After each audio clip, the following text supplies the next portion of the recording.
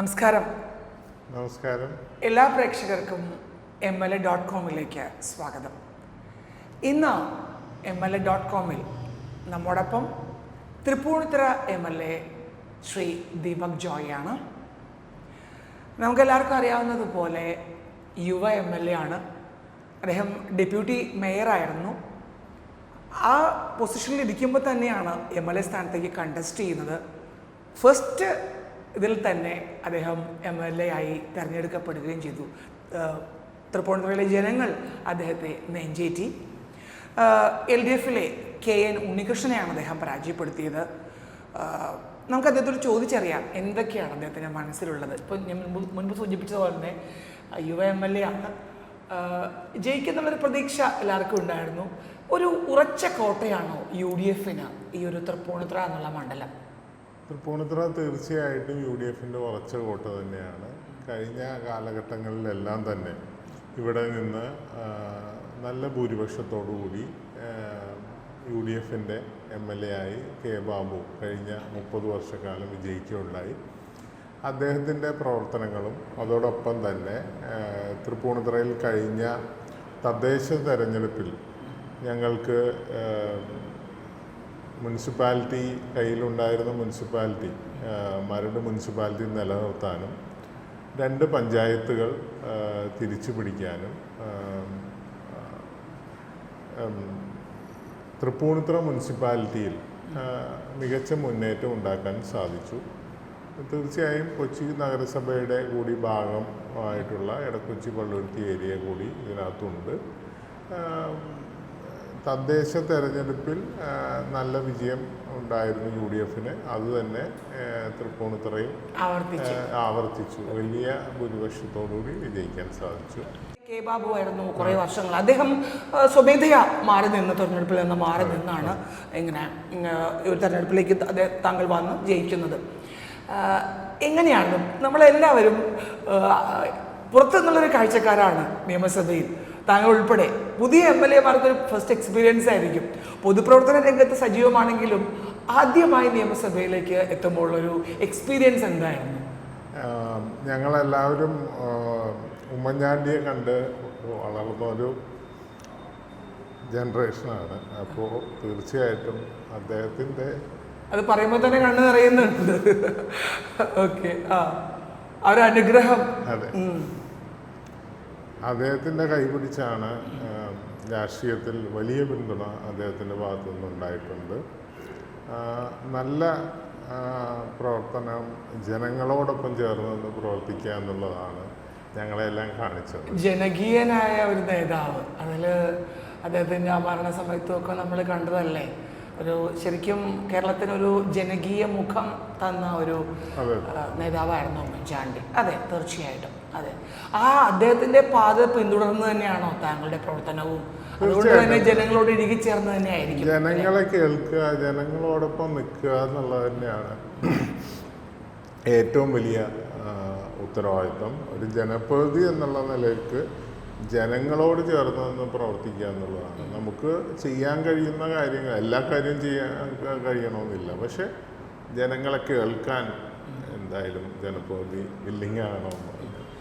എന്തൊക്കെയാണ് തൃപ്പൂണിത്തുറയിൽ നടത്താൻ ഉദ്ദേശിക്കുന്ന വികസന പ്രവർത്തനങ്ങൾ?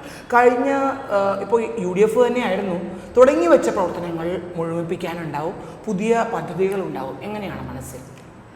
നമ്മുടെ തൃപ്പൂണിത്തുറയുമായി ബന്ധപ്പെട്ട് ആദ്യ ബഡ്ജറ്റ് പ്രസംഗത്തിൽ തന്നെ ആദ്യമേ തന്നെ പറഞ്ഞ 3 പദ്ധതികളാണ് ഞാൻ ഗവൺമെൻറ്റിനോട് ഒരു മുഖ്യമന്ത്രിയോട് അഭ്യർത്ഥിച്ചത്. അതിൽ SN ജംഗ്ഷൻ മുതൽ പൂത്തോട്ട വരെയുള്ള റോഡിൻ്റെ വികസനം, അതോടൊപ്പം തന്നെ മൊബിലിറ്റി ഹബ്ബ് മുതൽ എരൂര് വരെയുള്ള ഭാഗം റോഡിൻ്റെ വികസനം, പിന്നെ കുടിവെള്ള പ്രശ്നമാണ്. കുടിവെള്ള പ്രശ്നം കഴിഞ്ഞ കാലഘട്ടങ്ങളിലെല്ലാം മുഖ്യമന്ത്രിയും MLA, സീനിയർ MLA-മാരും ഒക്കെ പറഞ്ഞിരുന്നതാണ് കൊച്ചി നഗരത്തിനായി ഒരു കുടിവെള്ള പദ്ധതി ആവശ്യമുണ്ട് എന്നുള്ളത്. 190 MLD പ്ലാന്റ് ഉമ്മൻചാണ്ടി ഗവൺമെൻറ് ഇരുന്നപ്പോൾ, K. ബാബു മന്ത്രിയായിരുന്നപ്പോൾ ഈ ജില്ലയ്ക്ക് വേണ്ടി അവസാന എഗ്രിമെൻ്റ് വരെ ആയതാണ്. കഴിഞ്ഞ 10 വർഷങ്ങൾ എന്തുകൊണ്ടോ അത് നടന്നില്ല. പക്ഷേ ഇപ്പോൾ ഈ ഗവൺമെൻറ് വന്നതിന് ശേഷം മുഖ്യമന്ത്രി അതിനകത്ത് ഇനിഷ്യേറ്റീവ് എടുക്കുകയും ഇപ്പോൾ 590 കോടി രൂപയ്ക്ക് ആ പദ്ധതി യാഥാർത്ഥ്യമാവുകയാണ്. ആ പദ്ധതി നടപ്പാക്കുന്നതിന് കൗണ്ട് ഡൗൺ ഉൾപ്പെടെ വെച്ചിട്ടുണ്ട്. തീർച്ചയായും ആ പദ്ധതി നടപ്പാക്കുമ്പോൾ നമ്മുടെ മരട് പ്രദേശവും കുമ്പളവും കൊച്ചി നഗരസഭയുടെ ഭാഗവും എല്ലാം തന്നെ കുടിവെള്ള പ്രശ്നത്തിന് ഒരു ശാശ്വത പരിഹാരമാകും എന്ന് തന്നെയാണ് ഞങ്ങൾ വിശ്വസിക്കുന്നത്. ഗതാഗതക്കുരുക്ക് ഈ കൊച്ചിയിലേക്ക് എത്താൻ നമുക്കറിയാം, ഉദയംപേരൂർ, പൂത്തോട്ട ഒക്കെ അടുത്തടുത്ത പ്രദേശങ്ങളാണ്. മരട്, തൃപ്പൂണിത്തുറ എല്ലാം തൊട്ടടുത്ത് വൈറ്റില വരെ എത്തണമെങ്കിൽ തന്നെ ഗതാഗതക്കുരുക്കാണ്. ഏറ്റവും കൂടുതൽ അനുഭവിക്കുന്നവർ 1 മണിക്കൂറോളം ഗതാഗതക്കുരുക്കിൽ കിടക്കുക. അതിനുള്ള ഒരു ഇപ്പോൾ റോഡിൻ്റെ കാര്യങ്ങളൊക്കെ ആണെങ്കിൽ എങ്ങനെയാണ് അത്? സർക്കാരിൻ്റെ ഭാഗത്ത് നിന്ന് കൊച്ചി നഗരത്തിനായി പ്രത്യേകമായി ഒരു മൾട്ടി മോഡൽ ട്രാൻസ്പോർട്ടേഷനുള്ള പദ്ധതി ഉണ്ടാവും തീർച്ചയായിട്ടും. ഇപ്പോൾ പ്രധാനമായും തൃപ്പൂണിത്തുറയെ സംബന്ധിച്ചിടത്തോളം SN ജംഗ്ഷൻ പൂത്തോട്ട റോഡ് വികസനമാണ് പ്രധാനമായി നമ്മൾ ഫോക്കസ് ചെയ്യേണ്ടത്. അതോടൊപ്പം തന്നെ എരൂർ റോഡിൻ്റെയും വികസനം നടക്കേണ്ടതുണ്ട്. നമുക്ക് ഒരുമിച്ച് എല്ലാവരും കൂടി ഒറ്റക്കെട്ടായി ഈ ഗവൺമെൻറ് വിചാരിച്ചാൽ നടക്കാവുന്നതാണ്. ഇപ്പോൾ നമുക്കറിയാം തീരദേശ മേഖലകൾ, അവിടെ മത്സ്യത്തൊഴിലാളികൾക്കായി വെമ്പനാട് കായലാണ് നമ്മുടെ കൊച്ചി കായലിൻ്റെ ഒരു ഭാഗം. കൂടുതലും അവിടെ ധാരാളം മത്സ്യത്തൊഴിലാളികളുണ്ട്. പൂത്തോട്ട ആ ഭാഗത്ത് തന്നെ ചെമ്പ് അത് ഇങ്ങോട്ട് വന്നാൽ പിന്നെ നമുക്ക് മത്സ്യത്തൊഴിലാളികളാണ് കൂടുതലും. ഫിഷറീസ് മേഖലയിൽ ധാരാളം പ്രവർത്തനങ്ങൾ ഈ സർക്കാർ നേടുന്നുണ്ട്. എങ്ങനെയാണ് മുന്നോട്ടുള്ള കാര്യങ്ങൾ? എങ്ങനെയാണ് മത്സ്യത്തൊഴിലാളികൾ? ആദ്യ ബഡ്ജറ്റിൽ തന്നെ മത്സ്യത്തൊഴിലാളികൾക്ക് വേണ്ടുന്ന നിരവധിയായ പദ്ധതികളാണ് ഈ ഗവൺമെൻറ് ആദ്യ ബഡ്ജറ്റിൽ തന്നെ പ്രഖ്യാപിച്ചത്. അവസാന ബഡ്ജറ്റിൽ പ്രഖ്യാപിച്ചു പോവുകയല്ല, ആദ്യ ബഡ്ജറ്റിൽ തന്നെ മുഖ്യമന്ത്രി പ്രഖ്യാപിച്ചത് മത്സ്യബന്ധന മേഖലയ്ക്കും മത്സ്യത്തൊഴിലാളികൾക്കുമുള്ള ക്ഷേമ പദ്ധതികൾ ഉൾപ്പെടെ UDF കൊണ്ടുവന്ന പദ്ധതികളെ യാഥാർത്ഥ്യമാക്കുന്ന രീതിയിലാണ് ഈ ബഡ്ജറ്റ് പ്രഖ്യാപനങ്ങൾ വന്നിരിക്കുന്നത്. ആ ബഡ്ജറ്റ് പ്രഖ്യാപനങ്ങളിൽ ഇപ്പോൾ മണ്ണെണ്ണയ്ക്ക് തന്നെ 75 രൂപയാക്കി ആദ്യം തന്നെ തീരുമാനമെടുത്ത, അവസാനം തീരുമാനമെടുത്ത് മണ്ണെണ്ണ ഉൾപ്പെടെ മത്സ്യത്തൊഴിലാളികൾക്ക് വലിയ ആശ്വാസം നൽകുന്ന ഒന്ന് തന്നെയാണ്. തീർച്ചയായും മത്സ്യബന്ധന മേഖലയും അതുപോലെ തന്നെ നമ്മുടെ തൃപ്പൂണിത്തുറയെ സംബന്ധിച്ചിടത്തോളം കുഫോസ് ഉൾപ്പെടെയുള്ള നമ്മുടെ മത്സ്യബന്ധന മേഖലയിൽ റിസർച്ച് ഓറിയൻറ്റഡായി നടക്കുന്ന യൂണിവേഴ്സിറ്റിയാണ്. അപ്പോൾ അതിൻ്റെ എല്ലാം പ്രവർത്തനങ്ങൾ നല്ല കാര്യക്ഷമമായി മുന്നോട്ട് പോകുന്നതിനുള്ള പിന്തുണ ഉണ്ടാവും. അടിസ്ഥാന സൗകര്യ വികസന മേഖലയിൽ മറ്റൊരു സുപ്രധാന ഇതാണ് ആരോഗ്യം എന്നുള്ളത്. നമ്മുടെ ഇവിടുത്തെ സർക്കാർ ആശുപത്രികൾ, തൃപ്പൂണിത്തുറയിലെ താലൂക്ക് ആശുപത്രി അടക്കം എല്ലാവരും സാധാരണ ജനങ്ങൾ ആശ്രയിക്കുന്നത് സർക്കാർ ആശുപത്രികൾ തന്നെയാണ്. ഇപ്പോൾ തൃപ്പൂണിത്തുറയ്ക്ക് നല്ലൊരു ആശുപത്രി ഉണ്ടെങ്കിൽ ജനറൽ ആശുപത്രി തേടി എറണാകുളത്തേക്ക് പോകേണ്ട ഈ ഗതാഗതക്കുരുക്കിൽ എന്താണ് അങ്ങയുടെ മനസ്സിലുള്ളത്? തൃപ്പൂണിത്തുറയുടെ ആശുപത്രിയുടെ വികസനം ഉൾപ്പെടെ നടക്കേണ്ടതുണ്ട്. കഴിഞ്ഞ കാലഘട്ടങ്ങളിൽ നടന്നിട്ടുള്ള വികസനത്തിൻ്റെ ഫോളോ അപ്പ് എന്തായാലും ഉണ്ടാവും. തീർച്ചയായും കഴിഞ്ഞ കാലഘട്ടത്തിൽ തന്നെ അവിടെ വികസന പ്രവർത്തനങ്ങൾക്ക് വേണ്ടി മുൻ MLA 3.5 കോടി രൂപയോളം അനുവദിച്ചിട്ടുള്ളതാണ്. അപ്പോൾ അതിൻ്റെ പണി പൂർത്തീകരിക്കുന്നതിനുള്ള നടപടികൾ ഉണ്ടാകേണ്ടതുണ്ട്. ചില സാങ്കേതിക തടസ്സങ്ങൾ ഉണ്ടായിട്ടുണ്ട്, പക്ഷേ അത് പരിഹരിച്ച് മുന്നോട്ട് പോകാനാണ് ശ്രമിക്കുന്നത്. ഇപ്പോൾ ഇന്ദിരാ ക്യാൻറ്റീൻ അടക്കം താങ്കളുടെ ഒരു സ്വപ്ന പദ്ധതിയാണ്. എന്താണ് ജനങ്ങൾക്ക് വളരെ തുച്ഛമായ പൈസയ്ക്ക് ഭക്ഷണം കിട്ടുക? പ്രത്യേകിച്ച് കൊച്ചി പോലത്തെ ഒരു നഗരം പല സ്ഥലങ്ങളിൽ നിന്നുള്ളൊരു ഹബ്ബാണ് ആളുകളുടെ. എല്ലാവർക്കും നല്ല ഭക്ഷണം കൊടുക്കുക എന്നുള്ളത്, നല്ല ആരോഗ്യം യുവാക്കൾക്ക് നൽകുക എന്നുള്ളതെല്ലാം സ്വപ്ന പദ്ധതികളല്ലേ? എങ്ങനെയാണത് ഉദ്ദേശിച്ചത്? ഡെപ്യൂട്ടി മേയറായി ഞങ്ങൾ വന്നപ്പോൾ തീർച്ചയായിട്ടും 50 ദിനത്തിൽ പൂർത്തിയാക്കേണ്ട പദ്ധതികൾ ഏതൊക്കെയാണെന്ന് ഹൈലൈറ്റ് ചെയ്തുകൊണ്ട് ഞങ്ങൾ 50 ദിന പദ്ധതികൾ പ്രഖ്യാപിക്കുകയുണ്ടായി. 50 ദിന പദ്ധതിയിൽ ഉൾപ്പെട്ടതാണ് ഇന്ദിരാ ക്യാൻറ്റീൻ. ആ ഇന്ദിരാ ക്യാൻറ്റീൻ ഞങ്ങൾക്ക് ഇലക്ഷന് പ്രഖ്യാപിക്കുന്നതിന് മുന്നേ തന്നെ അത് യാഥാർത്ഥ്യമാക്കാൻ സാധിച്ചു. കേവലം 50 രൂപയുണ്ടെങ്കിൽ രാവിലത്തെ ബ്രേക്ക്ഫാസ്റ്റ് 10 രൂപയ്ക്കും ഉച്ചയ്ക്ക് ഉച്ചഭക്ഷണം 30 രൂപയ്ക്കും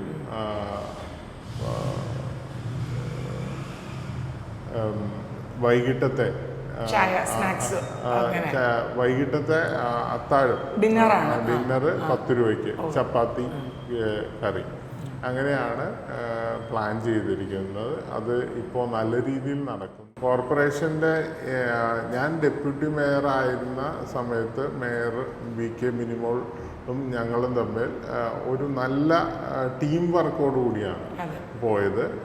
അതിൻ്റെ ഫലമുണ്ടായിട്ടുണ്ട്.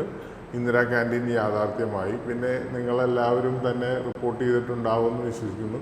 126 ഫാമിലിയെ കുടി ഒഴിപ്പിക്കേണ്ട ഒരു വലിയ ഉത്തരവാദിത്വം ഞങ്ങൾ അധികാരത്തിലേക്ക് വന്നപ്പോൾ ആദ്യമേ ഏറ്റെടുത്തൊരു വലിയ വെല്ലുവിളിയായിരുന്നു.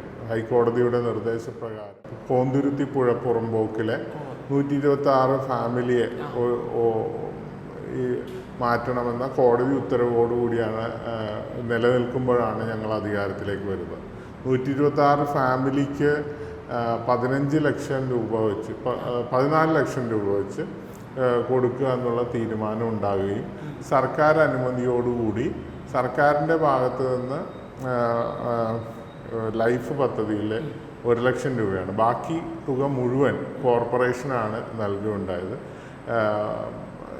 എല്ലാ ഫാമിലിയും വളരെ സന്തോഷത്തോടു കൂടി, അല്ലെങ്കിൽ 126 ഫാമിലിയെ കൊച്ചി നഗരത്തിൻ്റെ ഹൃദയഭാഗത്ത് മാറ്റുക എന്നുള്ളത് പുനരധിവസിപ്പിക്കുക എന്നുള്ളത് വലിയ റിസ്ക് ഉള്ളതാണ്. അതുപോലെ ഒത്തിരി പേര് ഇതുപോലെ വീടുകൾ ആഗ്രഹിക്കുന്നവരുണ്ടാവില്ലേ? കാരണം കയറി കിടക്കാൻ ഒരു വീടെന്ന് പറയുമ്പോൾ അവരുടെ സ്വപ്നമാണ്. ഇതേപോലെ ദുരിതം അനുഭവിക്കുന്ന ഒത്തിരി പേരുണ്ട്, നമ്മുടെ നാട്ടിൽ തന്നെയുണ്ട്. അതെല്ലാം കണ്ടെത്തി ഒരു മുന്നോട്ട് പോകാനുള്ള ഒരു പ്രൊജക്റ്റ് മനസ്സിലുണ്ടോ? തീർച്ചയായും ഇനി സർക്കാരിൻ്റെ ഭാഗമായി പ്രവർത്തിക്കുക എന്നുള്ളതാണ്. സർക്കാർ പദ്ധതികൾ ആവിഷ്കരിക്കുന്ന മുറയ്ക്ക് അതിൻ്റെ എല്ലാ കാര്യങ്ങളും പിന്തുണയും നൽകുക എന്നുള്ളതാണ് MLA എന്നുള്ള നിലയിൽ. സർക്കാർ അവിടെ അധികാരത്തിലുള്ളതുകൊണ്ട് ഫണ്ട് കിട്ടാൻ എളുപ്പമാണ്. എങ്ങനെയാണ് ഇതിനൊക്കെ? ഞങ്ങളെ കോർപ്പറേഷനിലായിരുന്നപ്പോൾ കോർപ്പറേഷനിൽ ഞങ്ങൾക്ക് കുറെ കൂടി ഉത്തരവാദിത്വം ഉണ്ട്, പ്രവർത്തിക്കാനുള്ള സ്പേസ് ഉണ്ട്. തീർച്ചയായും ഇപ്പോൾ വലിയൊരു കേരളത്തിൻ്റെ നിയമസഭയിലാണ് എത്തിയിരിക്കുന്നത്. കേരള നിയമസഭയിൽ കേരള സർക്കാർ ആവിഷ്കരിക്കുന്ന പദ്ധതികൾ നടപ്പാക്കുക എന്നുള്ളത് കൂടിയാണ്. ഇതെല്ലാം ഇപ്പോൾ ഇന്ദിരാ ക്യാൻറ്റീൻ്റെ കാര്യം പറഞ്ഞു, 50 രൂപ ഫുഡ്. ഇപ്പോൾ അവരെ കുടിയൊഴിപ്പിച്ചു, പുനരധിവസിപ്പിച്ചു, 16 കോടി പറഞ്ഞു. ഇതിനൊക്കെയുള്ള ഫണ്ട് എങ്ങനെയാണ്? ഇപ്പോൾ സർക്കാർ അറിയാമല്ലോ, ഖജനാവ് കാലി, മറ്റ് കാര്യങ്ങളിൽ പ്രശ്നങ്ങൾ. അപ്പോൾ ഇതിനുള്ളൊക്കെയുള്ള പൈസ ഫണ്ടെല്ലാം അവിടെ നിന്ന് ലഭിക്കും എന്നുള്ള ഒരു എങ്ങനെയാണ്? കൊച്ചി നഗരസഭയിലായിരുന്നപ്പോൾ ചെയ്ത പദ്ധതികളെ കുറിച്ചാണ് ഇപ്പോൾ നമ്മൾ സംസാരിച്ചത്. തീർച്ചയായും കൊച്ചി നഗരസഭയിൽ ഞങ്ങൾ അധികാരത്തിലേക്ക് വന്നപ്പോൾ തീർച്ചയായും ടാക്സ് വരുമാനം കൊണ്ട് മാത്രം മുന്നോട്ട് പോകാൻ ഇനി നഗരസഭകൾക്ക് കഴിയില്ല. തീർച്ചയായും വരുമാന മാർഗങ്ങൾ കണ്ടെത്തേണ്ടതുണ്ട്. ഞങ്ങൾ ആവിഷ്കരിച്ചത് നഗരസഭയ്ക്ക് നിരവധിയായ വരുമാനം ലഭിക്കുന്ന പദ്ധതികൾ കൂടി സസ്റ്റൈനബിളായി നിന്ന് പോകാൻ പറ്റുന്ന സാഹചര്യം ഉണ്ടാക്കുക എന്നുള്ളതാണ്.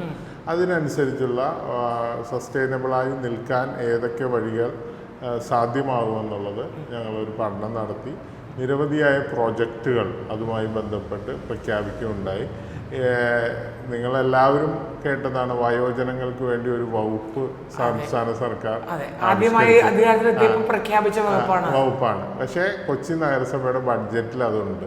ഞാൻ അവതരിപ്പിച്ച ബഡ്ജറ്റിൽ അത് വന്നിട്ടുണ്ട്. വയോജനങ്ങളെ പ്രത്യേകമായി അവർക്കുള്ള സൗകര്യങ്ങൾ നഗരസഭ ഒരുക്കുന്നതിന് വേണ്ടിയുള്ള ബഡ്ജറ്റ് പ്രഖ്യാപനം നടത്താൻ സാധിച്ചു. എൻ്റെ ജീവിതത്തിൽ തന്നെ ആദ്യത്തെ ബഡ്ജറ്റായിരുന്നു. കൊച്ചി നഗരസഭയുടെ ബഡ്ജറ്റ് അവതരിപ്പിക്കാൻ സാധിച്ചു. ആ ബഡ്ജറ്റിൽ വയോജനങ്ങൾക്ക് വേണ്ടിയുള്ള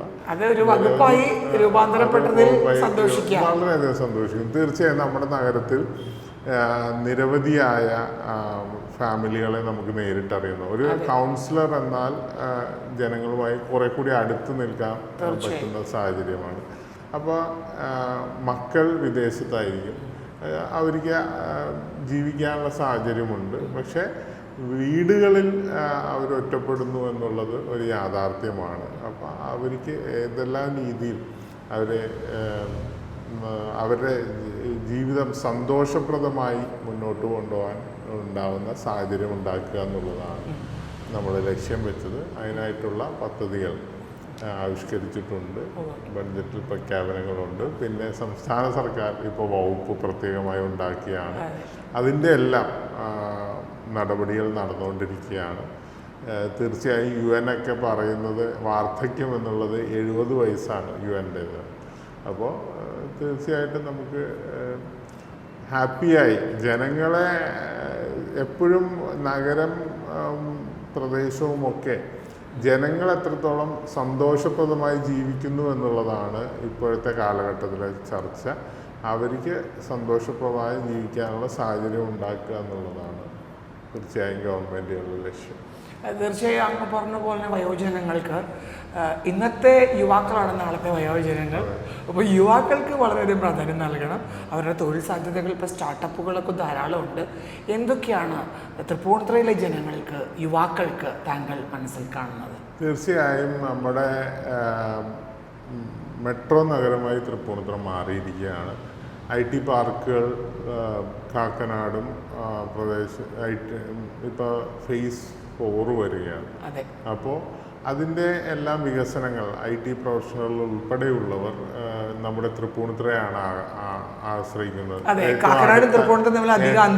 ഏറ്റവും അടുത്ത് കിടക്കുന്ന പ്രദേശമാണ്. അപ്പോൾ തൃപ്പൂണിത്തുറയും വളർന്നുകൊണ്ടിരിക്കുകയാണ്, ഫാസ്റ്റായി വളർന്നുകൊണ്ടിരിക്കുകയാണ്. അപ്പോൾ ആ വളർച്ചയ്ക്ക് എല്ലാ പിന്തുണയും നൽകുക എന്നുള്ളതാണ്. യുവാക്കൾക്ക് നിരവധിയായ അവസരങ്ങൾ സംസ്ഥാന സർക്കാർ പ്രഖ്യാപിച്ചിട്ടുണ്ട് ബഡ്ജറ്റിൽ തന്നെ. ആ പ്രഖ്യാപനങ്ങളെല്ലാം യാഥാർത്ഥ്യമാവുമ്പോൾ നമ്മുടെ തൃപ്പൂണിത്തുറയും നാടും വളരും. ഇതിൽ തൃപ്പൂണിത്തുറ എന്ന് പറയുമ്പോൾ ഒരു സാംസ്കാരിക തലസ്ഥാനമാണ് കേരളത്തിൻ്റെ. തൃപ്പൂണിത്തുറ എന്ന് വെച്ചപ്പോൾ അത്തച്ചമയം, നമുക്ക് വളരെയധികം പൈതൃക കലോത്സവങ്ങളും മറ്റും, ഉത്തരവാദിത്ത ടൂറിസം, അങ്ങനെ ടൂറിസത്തിന് പ്രാധാന്യം നൽകാനും എല്ലാം തൃപ്പൂണിത്തുറയ്ക്ക് ഒരു വലിയ ഒരു പാരമ്പര്യമുണ്ട്. രാജനഗരിയാണ്, അത്തച്ചമയമുണ്ട്. തീർച്ചയായിട്ടും ടൂറിസത്തിനെ ആകർഷിക്കാനുള്ള ഒരു എല്ലാ കലാപരിപാടികളും ഇവിടെയുണ്ട്. എന്താണ് മനസ്സിൽ ഇനിയുള്ള കാര്യം? പ്രത്യേകിച്ച് തൊട്ടപ്പുറത്ത് തന്നെയാണ് MLA ഓഫീസിന്റെ മുന്നിലാണ് RLV കോളേജ്, മ്യൂസിക് അക്കാദമി. എന്താണ് പുതിയ? നമ്മുടെ തൃപ്പൂണിത്തുറ അത്തം തുടങ്ങുന്നതോടുകൂടിയാണ് ഓണാഘോഷങ്ങൾ തുടങ്ങുന്നത്. നമ്മുടെ കേരളത്തിൻ്റെ ഓണാഘോഷം ആരംഭിക്കുന്ന തൃപ്പൂണിത്തുറ അത്തച്ചമയത്തോടുകൂടിയാണ് ആരംഭിക്കുന്നത്. രാജനഗരിയാണ്. നിരവധി പൈതൃകങ്ങളെ സംരക്ഷിച്ചുകൊണ്ട് വികസനം നടത്തേണ്ടതുണ്ട്. നമ്മുടെ തൃപ്പൂണിത്തുറയിലെ പൈതൃകം സംരക്ഷിച്ചുകൊണ്ട് വികസനത്തിലേക്ക് പോവുക എന്നുള്ളതാണ്. മെട്രോ നഗരമായി തൃപ്പൂണിത്തുറ ഇപ്പോൾ തന്നെ. അപ്പോൾ നിരവധിയായ അവസരങ്ങൾ ഉണ്ടാകും. ടൂറിസത്തിന് വലിയ പ്രാധാന്യം നൽകേണ്ട സ്ഥലമാണ്. ഉണ്ണികൃഷ്ണന് ഭയങ്കര ആത്മവിശ്വാസമായിരുന്നു ജയിക്കും എന്നുള്ളത്. ഈ ഒരു വൈപ്പിൽ നിന്ന് ഇങ്ങോട്ട് വരുമ്പോൾ അദ്ദേഹം തൃപ്പൂണിത്തുറ തങ്ങളുടെ കോട്ടയാക്കും അതൊക്കെയാണ് കോൺഗ്രസ് പൊളിച്ചടുക്കിയത്. ഒരു മണ്ഡല മാറ്റമാണോ അദ്ദേഹത്തിന് ഒരു തിരിച്ചടിയായത്? LDFിൻ്റെ പ്രതീക്ഷകളെല്ലാം LDF ഇനിയും തിരിച്ചു വരുന്നുള്ളൊരു ആത്മപ്രതീക്ഷയിലാണ്. എല്ലാം തെറ്റിദ്ധരുത്തി തിരിച്ചു വരുന്നതാണ് കേന്ദ്ര നേതൃത്വവും സംസ്ഥാന നേതൃത്വവും ഉൾപ്പെടെ പറയുന്നത്. എങ്ങനെ കാണാം അതിന്? LDF കഴിഞ്ഞ 10 വർഷത്തെ ദുർഭരണമാണ് LDFിനെ ജനങ്ങൾ തൂത്തെറിഞ്ഞത്. ജനങ്ങളെ കേട്ടില്ല എന്നുള്ളത് ഒരു യാഥാർത്ഥ്യമാണ്.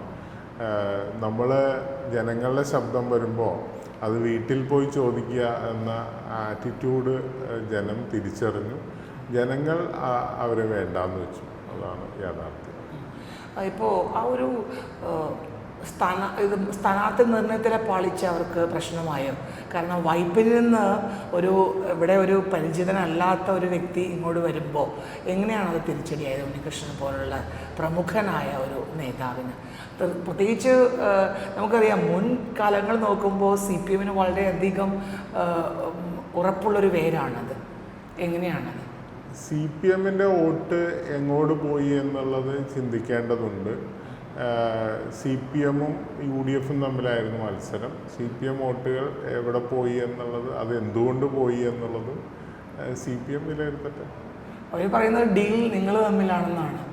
U D F B J പിക്ക് ലഭിച്ച ബി ജെ പി ഡീൽ ഉള്ളത് കൊണ്ടാണ് യു ഡി എഫിന് ഇത്രയും അധികം. ബി ജെ പിക്ക് ഏറ്റവും അധികം വോട്ട് കിട്ടിയ ഒരു ഇലക്ഷൻ കൂടിയാണിത്. 29,000 വോട്ട് ലഭിച്ച ഇലക്ഷനാണ്. അപ്പോൾ ആര് തമ്മിലാണ് ഡീൽ ഉണ്ടായിരുന്നുള്ളത് അവർ ചിന്തിക്കട്ടെ. ബി ജെ പിക്ക് വോട്ട് ലഭിച്ചല്ലോ, ബി ജെ പിയുടെ വോട്ടിൽ കുറവ് വന്നിട്ടില്ല. അപ്പോൾ എങ്ങോട്ടാ വോട്ട് പോയത്? അപ്പോൾ CPM ബി ജെ പി ഡീലായിരുന്നു എന്നുള്ള വ്യക്തമാണെന്ന് താങ്കളുടെ അഭിപ്രായം? ജനം വിലയിരുത്തട്ടെ.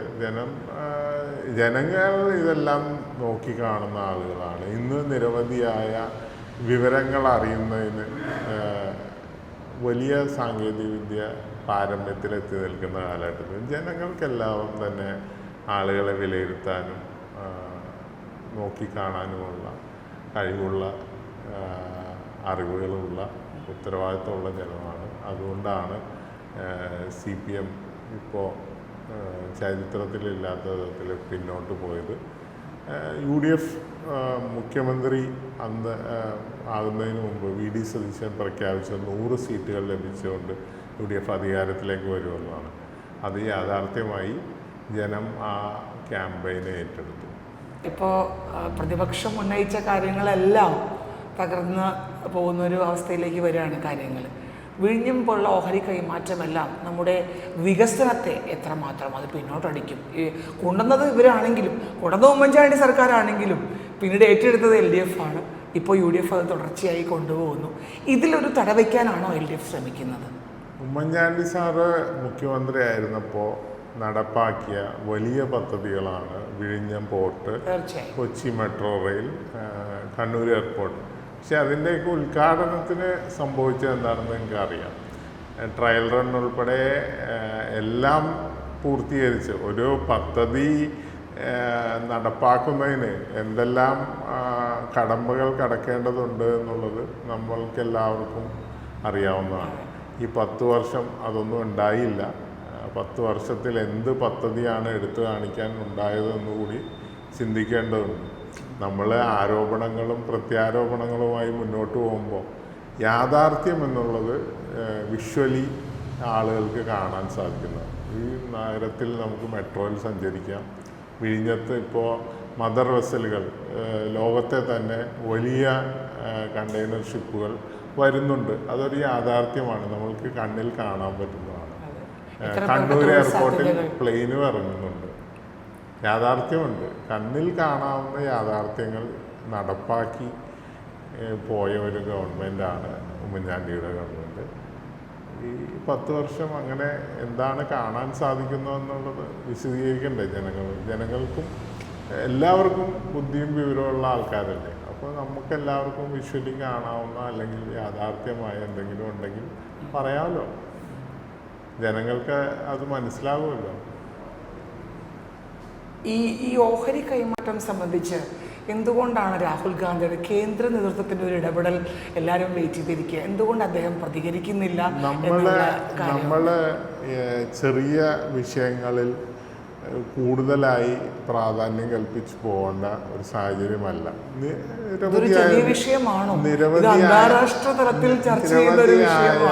വികസന പ്രവർത്തനങ്ങൾ നടത്തി മുന്നോട്ട് പോകാൻ ലക്ഷ്യം വെക്കുന്ന ഗവൺമെൻറ്റാണ്. ഞങ്ങൾ പ്രഖ്യാപിച്ച കോസ്റ്റൽ ഏരിയ ഡെവലപ്മെൻറ്റ് ഉൾപ്പെടെ ഉള്ള വലിയ പദ്ധതികൾ യാഥാർത്ഥ്യമാകേണ്ടതുണ്ട്. അപ്പോൾ വിവാദങ്ങളിലല്ല, പ്രവർത്തനത്തിലാണ് നമ്മൾ കാണിക്കേണ്ടത്. PM-ശ്രീ പദ്ധതിയായിട്ട് മുന്നോട്ട് പോകാനാണ് തീരുമാനം? എങ്ങനെയാണ് അത് ഉദ്ദേശിക്കുന്നത്? സർക്കാർ കൃത്യമായി പ്രഖ്യാപിച്ചിട്ടുണ്ടല്ലോ. PM-ശ്രീ പദ്ധതി ആരാണ് സൈൻ ചെയ്തത്?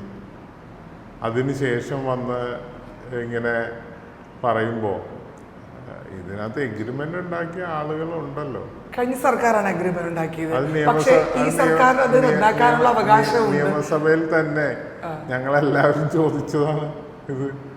എന്തുകൊണ്ട് അതിനകത്ത് സൈൻ ചെയ്യേണ്ടി വന്നു?